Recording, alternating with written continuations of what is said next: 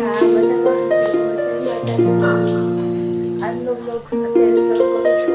અત્યારે જો કેટલા વાગ્યા છે? 9:09 જેવું થયું છે અને મારે કામ બાકી છે આજે.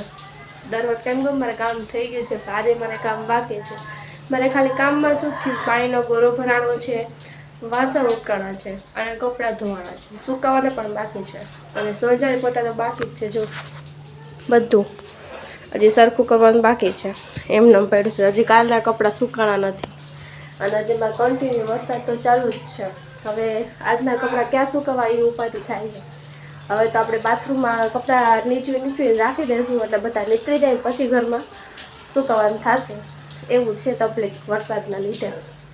અને ચાલો જો આપણે સોંગ ચાલુ કરી દઈએ એટલે આપણે સંજારી પોતા કરવાની મજા આવે. બીજું બધું કામ કરવાની મજા આવે. કોણ બનાવે એવી રીતે કામ કરે છે મારી જેમ ગીત સાંભળતા સાંભળતા. બપોરે જમવામાં મેં શું બનાવ્યું છે ચાલો બતા. તો 3 વસ્તુ બનાવી છે. એક તો સવારે ટિફિન બનાવ્યું હોય ત્યારે શાક બની ગયું હોય. પછી મારા સાસુને શાક ન ભાવે એટલે મારા સસરા એના માટે બીજું શાક બનાવ્યું. મારા સસરા તો લવંગ વઘારતો એટલે એ શાક બનાવ્યું છે એક. અને એક મીઠી વસ્તુ બનાવી છે વેદુભાઈ માટે. એને ટાઈફોઇડ થઈ ગયો હતો એટલે એને ખવાય નહીં કંઈ, એટલે એક મીઠી વસ્તુ બનાવી છે. ચાલો હું તમને બતાવું શું બનાવ્યું છે. જો રવાનો શીરો બનાવ્યો છે વેદુ માટે. પછી કેળાનું શાક બનાવેલ છે મારા સસરાએ ને મગનું શાક બનાવેલ છે ટિફિનમાં. અત્યારે પાછું બ્લોગ ઉપર પછી શરૂ કર્યો છે. અત્યારે વાગ્યા છે 4 થયા છે. જોઈ લો 4 થયા છે અને હું બ્લોગ ઉતારવા દુકાનમાં આવી છું. મારું સલૂન છે ને વાણંદ તે ત્યાં આવી છું સલૂનમાં મારા. અને અમારા હજી વરસાદ તેવું ને એવું જ ચાલુ છે. બપોરનું બધું કામ પતી ગયું છે અને અત્યારે સંજવારીને બધું કાઢવાનું હતું, વાસણ ચડાવવાના હતા, એ ચાલુ છે. આમાં લસણ ખાવાનું કામ છે એ ફૂલ. વેદુભાઈ જો આખી બપોર સૂતા નહોતા અને કોઈને શું કપાળ નથી દીધા. અત્યારે જો માથું ઓરવી તાલો બ્લોગ શરૂ કરતો. ભાઈ સૂતા છે ને હતા.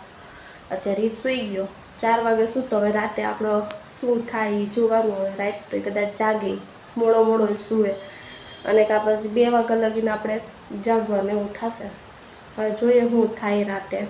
ને વ્લોગમાં તમે બધા બન્યા રહેજો એન્ડ તક. અને થેન્ક યુ વ્લોગ જોવા માટે મારો અને મને સપોર્ટ કરતા રહેજો. રાત પડી ગઈ છે, ટાઈમ થઈ ગયો છે અને ત્યાં જમવામાં સેવ બટાકાનું શાક બનાવ્યું છે અને વેદુભાઈ માટે ઉપમા બનાવેલું છે. જો તમને બતાવું ઉપમા બનાવ્યો છે જો એના માટે ઉપમા બનાવ્યો છે ગરમા ગરમ. એટલે ખાઈ લે ઉપમા ને તો મારે ઉપાડી નહીં. એક વસ્તુ ખાઈ લે ને તો મારે ટેન્શન ન રહે. પછી રાતે એ જાગે નકર ન ખાય ને તો. અને એના માટે ઉપમા બનાવી લીધો છે ને એ દાદી સાથે રમે છે. જો એની દાદી રમ્યા અને એની દાદી સિરિયલ પણ જોવે છે અને ભાઈને રમાડે પણ છે. ચાલો થેન્ક યુ મારું બ્લોગ એન્ડ તક જોવા માટે. અને જો નવા હોય ચેનલમાં તો સબસ્ક્રાઈબ કરતા જજો. વિડીયો ગમ્યો તો લાઈક એન્ડ શેર કરવાનું ભૂલતા નહીં. અને ઇન્સ્ટામાં જોતા હોય તો ફોલો કરવાનું પણ ભૂલતા નહીં. Thank you, bye bye. મળશું આપણે કાલના બ્લોગમાં.